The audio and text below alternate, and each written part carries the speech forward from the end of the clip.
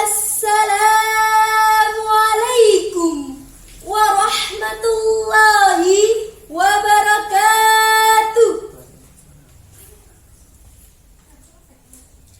Alhamdulillahilladzi allafa baina qulubina wa asbahna bi ni'matihi ikhwanan wa ja'alna li dinihi aqwani. Wassalatu wassalamu ala Muhammadin sallallahu alaihi wasallam, nabiyina wa habibina wa syafiina wa ala alihi wa ashabihi wattiba'il ladina hum sadatuna qudwatana amma ba'd.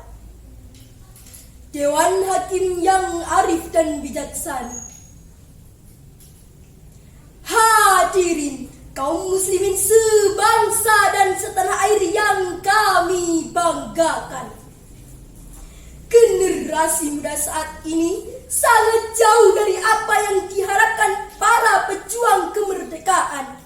Karakter-karakter bangsa saat ini telah luntur seiring berjalannya waktu. Pondasi-pondasi yang dulu dibangun dengan kokoh kini telah dihancurkan oleh anak bangsa sendiri. Contoh sederhana, generasi muda saat ini lebih bangga memakai produk luar negeri daripada produk bangsa sendiri. Hadirin, nasionalisme telah diajarkan dan dianjurkan dalam Islam.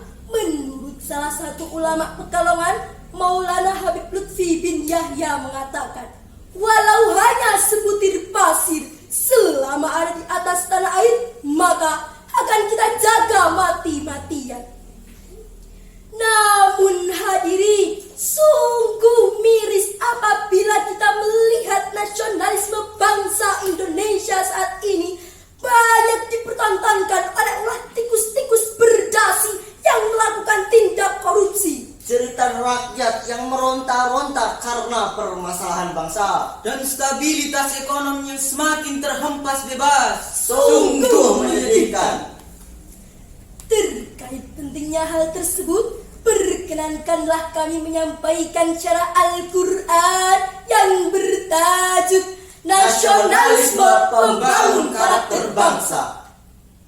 Hadirin, di kalangan umat Islam dikenal sebuah pepatah yang berbunyi, Hubbul watan minal iman. Cinta tanah air adalah sebagian dari iman. Hal ini ditegaskan dalam Al-Quran yang menghendaki perubahan agar dilakukan oleh masyarakat sebagaimana tertuang dalam potongan surah Ar-Ra'd ayat 11 yang berarti, sesungguhnya Allah tidak akan mengubah keadaan suatu kaum sebelum mereka mengubah keadaan diri mereka sendiri. Orang yang mengendalikan cinta tanah air itu termasuk daripada iman adalah hal yang tidak benar. Memang agama Islam tidak bertanah air, tetapi kaum musliminnya yang bertanah air.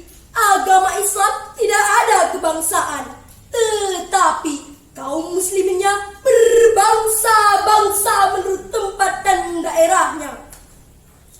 Menurut Ernest Renan, nasionalisme merupakan unsur yang dominan dalam kehidupan sosial politik dalam sekelompok manusia dan telah mendorong terbentuknya suatu bangsa guna menyatukan kehendak untuk bersatu. Anggapan ini paralel dengan pandangan Islam sebagaimana termaktub dalam Al-Quran surah Al-Hujurat ayat 13. A'udzu billahi minasy syaithanir rajim. Bismillahirrahmanirrahim. Ya ayyuhan nasu inna khalaqnakum min dzakarin wa unsa. Inna khalaqnakum min dzakarin wa unsa wa ja'alnakum شعوبا وقبائل لتعارفوا إن أكرمكم عند الله أتقاكم إن الله عليم خبير صدق الله العظيم. Aku berlindung kepada Allah dari godaan syaitan yang terkutuk dengan menyebut asma Allah yang maha pengasih lagi maha penyayang. Wahai manusia, sesungguhnya kami telah menciptakan kamu dari seorang laki-laki dan seorang perempuan. Kemudian kami jadikan kamu berbangsa-bangsa dan bersuku-suku agar kamu saling mengenal. Sesungguhnya orang yang paling mulia di antaramu dan di sisi Allah ialah orang yang paling bertakwa. Sesungguhnya Allah maha mengetahui lagi maha teliti. Maha benar Allah dengan segala firman-Nya.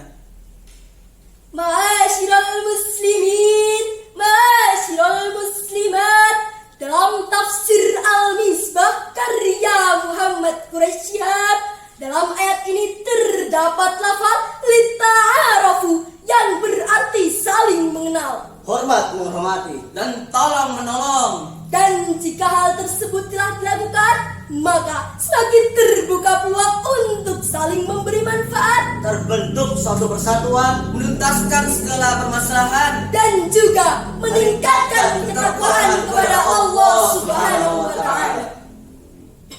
Hadirin, rasa nasionalisme akan tersulut apabila ada suatu faktor pendorong seperti pengklaiman kebudayaan Indonesia oleh Malaysia yang pernah terjadi beberapa waktu lalu.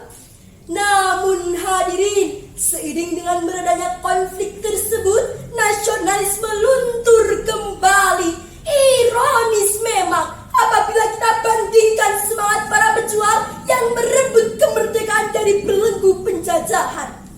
Krisis nasionalisme semakin merajalela, tergerus oleh modernisasi dan sikap individualistis kaum pemuda pada khususnya. Namun hadirin, faktor utama melunturnya rasa nasionalisme disebabkan oleh contoh yang kurang baik yang diperlihatkan generasi tua yang cenderung mementingkan kepentingan pribadi.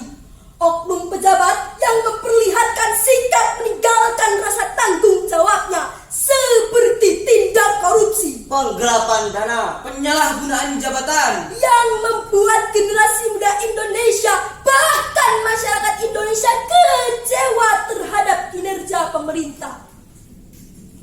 Hadirin, Ali bin Abi Thalib pernah mengingatkan, kota-kota akan makmur dengan rasa cinta pada tanah air. Penerapan nilai nasionalisme dalam didik generasi muda bangsa Indonesia diharapkan dapat meningkatkan nilai moral bangsa Indonesia yang akan menjadikan bangsa Indonesia menjadi bangsa yang berkarakter dan menjadi baldatun thayyibatun wa rabbun ghafur. Ya lal watan, ya lal watan, ya lal watan. Hubbul watan minal iman, wa la takun minal iman. Inhadu alal watan. Indonesia biladi, anta unwanu fakhama. Kullu man yatika yawman qami hayyal qahimama. Kullu man yatika yawman qami hayyal qahimama. Masa depan bangsa Indonesia ada di tangan kita, para pemuda Indonesia, generasi penerus bangsa. Suatu bangsa akan maju jika generasi mudanya berkualitas dan memiliki rasa nasionalisme yang tinggi. Namun, jika rasa nasionalisme memudar dan hilang, maka ketahanan Sekian syarahan yang dapat kami sampaikan. Mohon maaf apabila ada banyak kesalahan.